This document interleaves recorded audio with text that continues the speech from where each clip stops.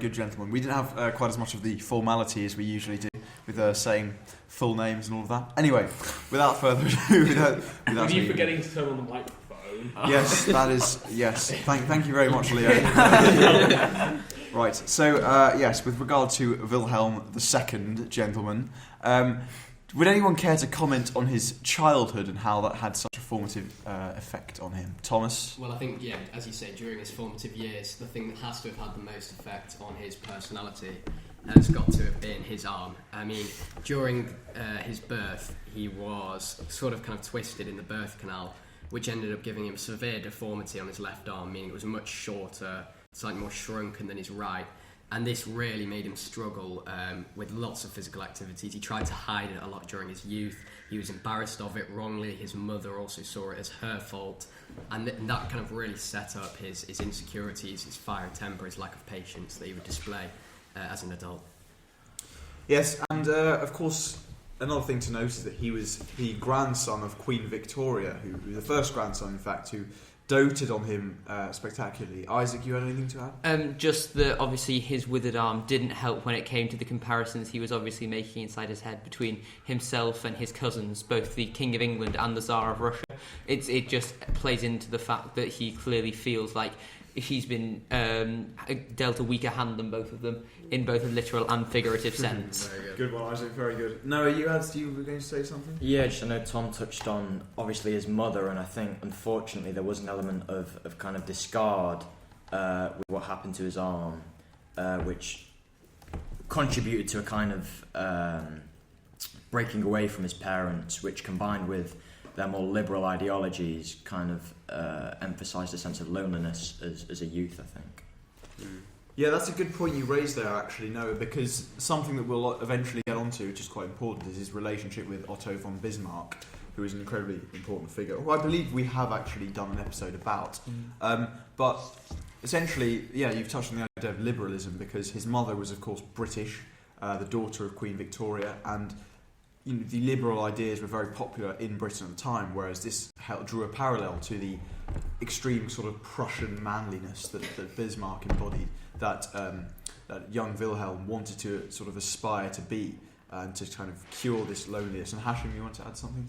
No, I think just generally adding that through that birth defects, and especially the treatments that his parents would undertake, being quite, from our modern sense, quite pseudoscience almost, were also further in the behavioural aspects as he grew up, created actually quite a gap between him and his parents that would exist further in his further relationships with others, and especially that issue of people who seek power and their relationship with other forms of power.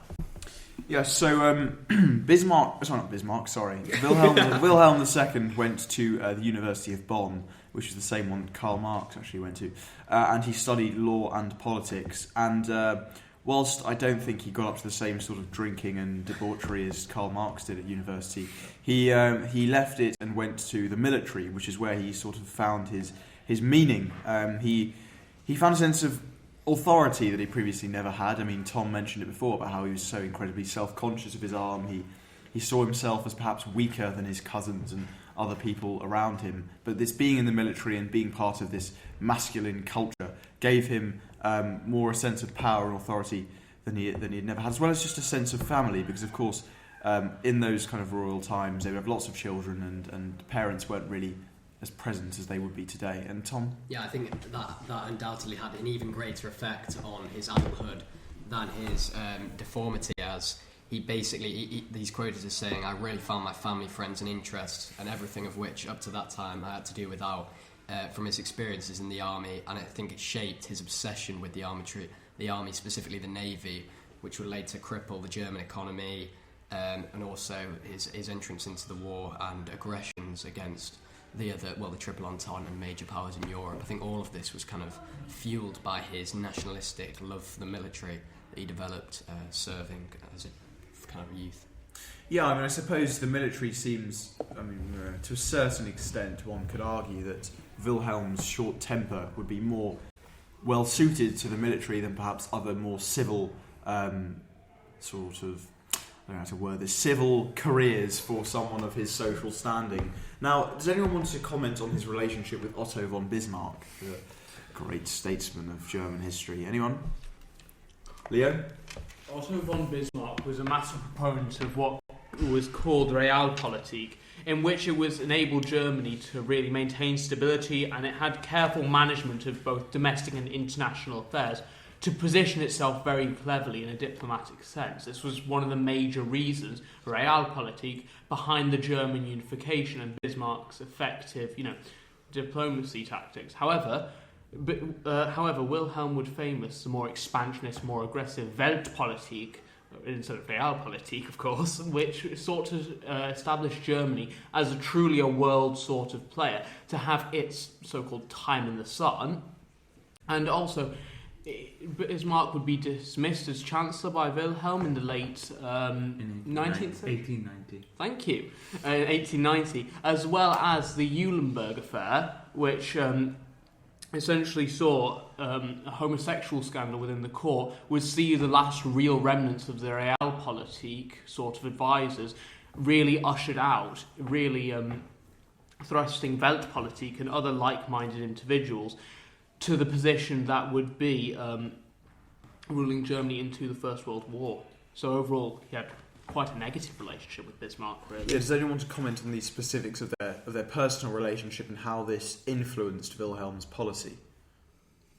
I mean, he forced him to resign, didn't he? I mean, they had a massive argument over foreign policy, specifically regarding how to deal with the heads of the Triple Entente and the head of Austria-Hungary. Essentially, this argument resulted in Wilhelm calling for von Bismarck's resignation, which was inevitably a huge mistake because Bismarck was an incredibly skilled negotiator and statesman. Yeah, I just think it was a clash of personalities between the two of them. Obviously, only one of them could come out on top in the end, and Bismarck had worked with more malleable predecessors of Wilhelm's, and so when the very strong-spirited Wilhelm comes into power as Kaiser, we can see that the clash of personalities really exacerbates the flaws that were already there and leads to Bismarck's forced resignation. Yeah, I mean, not to kind of overly psychoanalyse these things, but you could easily say that Wilhelm's sort of lack of power as a youth would lead him to want to exert power on others, really, and seeing Bismarck as someone who wanted to control him, which is sort of quite ostensibly what Bismarck wanted to do. We can kind of draw a parallel even with sort of Hindenburg. Now Hindenburg treated Hitler, and how sort of the way in which this sort of old statesman wants to treat this young megalomaniacal upstart. And of course, Wilhelm became Tsar at only the age of 29. So again, he was quite a young man, thrust into this great position of power. Anyone, Ibby, you want to add? I mean, we're talking about these figures like they're absolutists. I think it's important to note that this is a semi-constitutional monarchy. You do have the Reichstag, who do have a significant influence within what's happening in Germany. Obviously, the Kaiser can remove and appoint chancellors, but you have no confidence votes. The Kaiser can't just force through whatever he wants. So when we talk about him, he's a big influence on foreign policy, obviously. He's out of Germany 200 days a year, but that does mean when you look at what's actually happening politically inside of Germany, a large amount of that influence isn't from him. It's from other nobles, elected officials, and he's sort of, Bismarck actually describes him like a balloon. You have to keep a string on him just to make sure he doesn't fly off. So even though he's having that influence, you can also see that there's other figures which are also very important. Lucien? I think in addition to that, one of the other things was Bismarck obviously had a profound effect when it came to shaping what would later become the German state.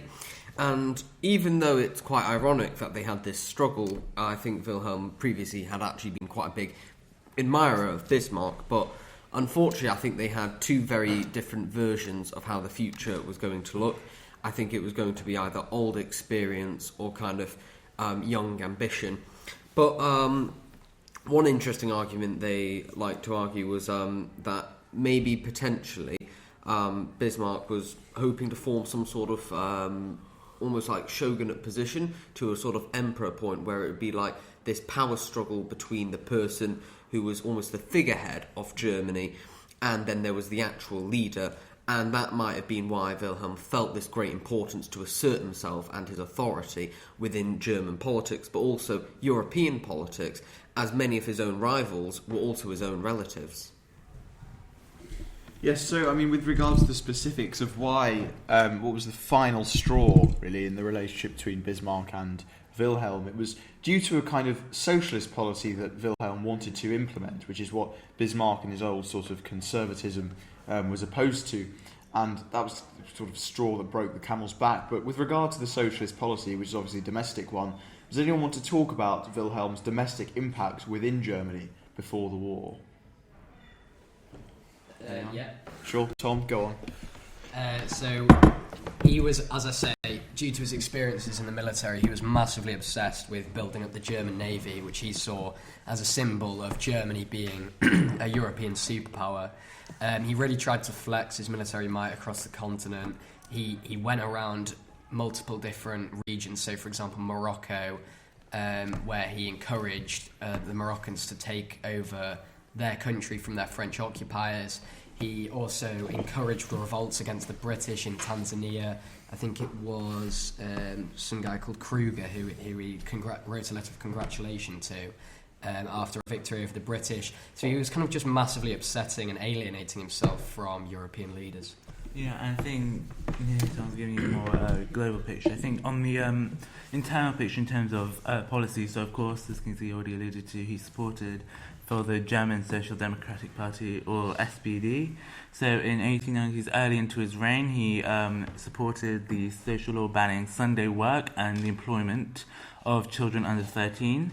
This increased further to the turn of the century with the concept of accident insurance and further improvements within industrial work. This is a time, of course, where industrialism in Germany really, catching up with Britain and the rest of the world really was quite big. And we see Wilhelm was very much interested within laws protecting workers' rights to come and to be, to keep up with such industrialism, and of course further issues around child labour and health insurance were quite big. Yeah, I mean, Wilhelm was also an advocate of socialised education. He wanted every child to have the access to a free education. Also was an advocate of the sciences and arts, creating the Kaiser Wilhelm Society within Germany. But another thing I wanted to talk about, if anyone doesn't want to carry on with the theme of domestic improvements, but also wanted to reference the diplomatic sort of skills. I wouldn't say skills, sort of lack of skills that Wilhelm had in the diplomatic sphere. Does anyone want to talk about that? Isaac? I mean, I do take a slight objection to the lack of skills suggestion. Save it for the debate next week. Yeah, more so just that Kaiser Wilhelm was dealing with many nations that were hostile to the interests of Germany, and so he was trying, he was forging his way in a world that was very anti-German, and so even though there were negative consequences to some of his diplomatic actions, he nonetheless did deal with several crises, crises well. Morocco. Things like Morocco with the gunboat, with the French and the gunboat. Massively alienated himself from the French. Yeah, but the French who were already. I mean, the French and the British have always been against each other, and in that they had a fragile alliance. Yeah, they already had the Franco-British. He essentially united the French and the British. The French and the British, both of whom through a hatred of him. Yeah, but because Germany was emerging as the world's premier industrial power, and we can assume after the Franco-Prussian War, France hated Germany after the loss of Alsace-Lorraine more than they hated the British, who they hadn't fought with since. But they had been fighting for the last 2 centuries. No, they'd fought with the British in the Crimean War against the Russians, and so we can see the more fragile alliance and coalition between the two of them emerging, especially against the greater powers of Germany. Okay, let's just move. This isn't a debate, but.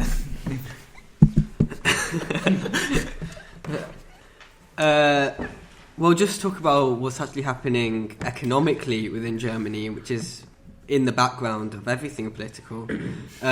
Germany's population increases by 50%, which is just an insane figure, from about 40 to 60 million. And that's a big... So it's one of the main factors in why the power shift occurs from France to Germany in the mainland, and that's one of the reasons you start to see Germany starting to build up. They want their place in the sun, and you also see massive economic growth. You have coal, steel, steel production increased ninefold, and Germany's output, it became double that of Britain's. When we look at coal, Britain doubles again, but Germany increases eightfold. Before 1871, you've got more fractured, decentralized sort of area. And then when you have that centralization, Germany starts to see this massive growth, and it allows them to pursue, a more aggressive foreign policy. And although the Kaiser has a big influence in what's going on, he's only able to do that because of the economic changes which are occurring. I'd like to stress that his economic policy wasn't aggressive deliberately. I'd say it was much more through his own mismanagement of German foreign policy. I mean, he was incredibly racist. He believed that Europe needed to be worried of the yellow peril, an external threat from China. I think calling him racist is somewhat reductive, because of course his interactions with the Moroccans would certainly suggest otherwise. I mean, he was. Perhaps we could draw that to a kind of hatred of French colonialism for want of German colonialism. But his support of liberation movements for colonies can be considered non-racist. I think just generally around the turn of the 19th century, we have to understand most people thought racism was a very good idea. Eugenics was still emerging as a very modern, very liberal idea at this time. I think we can't, from our perspective, yes, all these people this time are very, very racist. But I don't think we can imply our own modern context onto it. Yeah. I think as well, when talking of Wilhelm II's support for colonies, it's important to mention this was for the white Boer movement, who are currently in the middle of a war with the British, and this was largely a point of in making the British's position in South Africa look worse and more unstable, rather than this saintly sort of concern for its colonies. As under Bismarck, the German colonies in Africa and Asia were not in any way sort of notably better or worse off than their counterparts. They were treating them with a similar level of brutality to, say, the French or the British, you could say, I think. I'd say on top of that, one of the something that's kind of considered extraordinary about Kaiser Wilhelm is how he managed to deteriorate in his foreign policy a lot of potential relations with a lot of people who were even his own relatives. As at the time, for example, famously Russia's fleet is blown up at Port Arthur by the Japanese, but he unfortunately fails to, he isolates the Japanese with the yellow peril. But at the same time, the Russians and the French were very disappointed with Wilhelm due to the fact that he was seen as pulling back his support against the British in the Boer War, which was what they actually wanted to, whilst at the same time the British were disappointed by the fact that he was clearly undermining them. So these underminings of all his rivals did start to deteriorate the potential that they wanted, as many of them were seen to be interrelated, and their hope was that by these relations and economic prosperity, a war would just be seen as inevitable because it would be seen as too destructive. Yeah, I think ultimately the issues around his foreign policy, I think, are really a shift of, Queen Victoria's idea of, the royal family of Europe's system of, family politics kind of collapsing in on itself. We say, shouldn't Wilhelm be more, they're his cousins, shouldn't there be some more allies? But, we're talking about, Germany, we're talking about Britain, we're talking Russia, we're talking about some of the most powerful nations in the world. In our modern day, most powerful nations aren't big friends with other powerful nations. I think, ultimately, just because you are cousins doesn't mean you aren't rivals. And I think in the case of Wilhelm, he very much saw rivalry become a lot bigger. Yeah, I mean, I think fundamentally you have to admit that Wilhelm's foreign policy, was fundamentally a failure.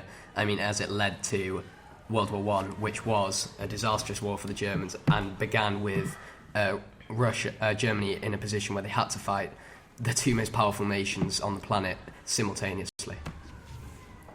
Yeah, well, I think that Wilhelm's obsession with building a powerful navy obviously escalated tensions with Britain and then contributed to the pre-World War I arms race. But I think that there was certainly a kind of rivalry with Britain that occurred alongside a shift from more liberal nationalism to actually militarism, obviously. As under Wilhelm, nationalism became highly militarised and expansionist. kind of emphasising Germany's place in the sun through imperialism? I think it's hard to look at a person without sort of looking at their legacy. And, I think what we look at, when we look at Germany, the biggest legacy you can really see from Kaiser Wilhelm is the rise in nationalism, which would become a big factor in world politics a couple years later. And, when he begins that arm race, that militarism, he sets that inevitability of confrontation up with Britain and other world powers. The centralisation, the economic growth, this idea of building our own new order within Europe and the greater world. So he sets that in motion for the future. And I think we sometimes don't blame him for some of that. Right, so to end this episode, I want to talk about his abdication from being Kaiser and also his relationship with Hitler. Does anyone want to comment on those two things? Lucian? So, what was particularly interesting about his abdication is obviously he went from being one of the most powerful men on the European continent and the world to being this effective private citizen. And interestingly, what happened as a result of this was his own relatives, after his abdication, actually wanted to call for his hanging. I think his cousin, King George V, famously referred to him as the greatest criminal in history, which obviously isn't the best relation you can have. But then to continue with that, he then moves out of Germany to a small retirement place in Netherlands. Yeah, in the Netherlands. And interestingly, before the First World War, I think he was meant to have been the richest man in Germany. So he actually did live his life in surprising comfort. A fun fact is that 60 railway wagons were needed to carry his furniture, art, and silver from Germany. But on his relation with Adolf Hitler, what was particularly interesting was, I think he hoped at first it would be a last attempt revival for his restoration. But obviously it soon became clear with Adolf Hitler that he wasn't intending to do that. He had just had to deal with getting rid of Hindenburg, and I don't think he was going to do all that just to give it back to the Kaiser. Yeah. Right. Thank you very much. Sorry, what was that? Very true. Yes, that was an interesting observation. Now, thank you very much for listening to this week's episode, and we will be back in 2 weeks to debate the merits of the figure we've just discussed, which you can already see is probably lining up to be quite an impassioned one. But thank you very much for listening, and we hope you enjoyed. Goodbye.